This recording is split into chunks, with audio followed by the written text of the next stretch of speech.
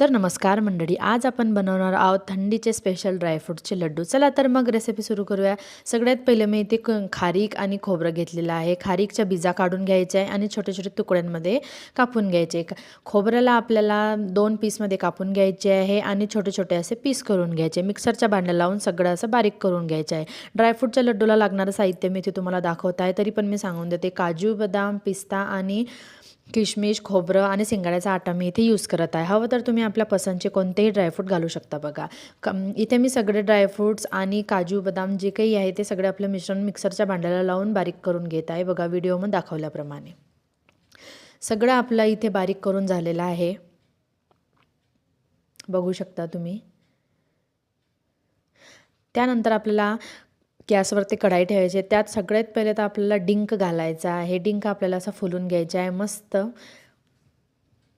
परत त्यानंतर आपल्याला गॅसवरती कढाई ठेवायची आहे। कढाईमध्ये तूप घालायचं आहे। आपलं काजूची पेस्ट, बदामची पेस्ट सगळं जे आपण बारीक केलेलं आहे ते आपल्याला सगळं व्यवस्थित सिमवरती भाजून घ्यायचं आहे। बघा व्हिडिओमध्ये दाखवल्याप्रमाणे सगळं थंड करायला ठेवायचं आहे। खारीक पावडर भाजायला बघा थोडासा वेळ लागू शकतो।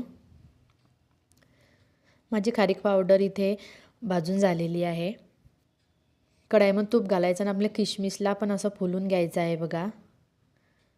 बघा किती छान फुललेली आहे। आपलं खोबरंही तसंच आपल्याला भाजून घ्यायचं आहे सिमवरती, बघू शकता तुम्ही। असं थोडंसं तूप घालायचं आणि त्यात आपला शिंगाड्याचा आटा टाकायचा आहे आणि सिमवर ते भाजून घ्यायचं आहे। हवं तर तुम्ही अख्खा शिंगाडा मिळतो ना, तोही घेऊ शकता। आपला गूळ इथे क्रश करून घ्यायचा आहे आणि त्याला मेल्ट करून घ्यायचा आहे।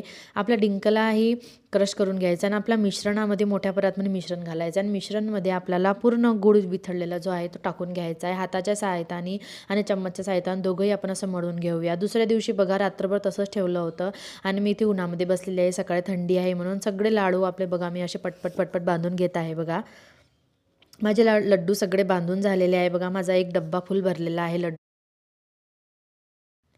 आजचा व्हिडिओ कसा वाटला मला कमेंट करून नक्की सांगा। तोपर्यंत बाय बाय।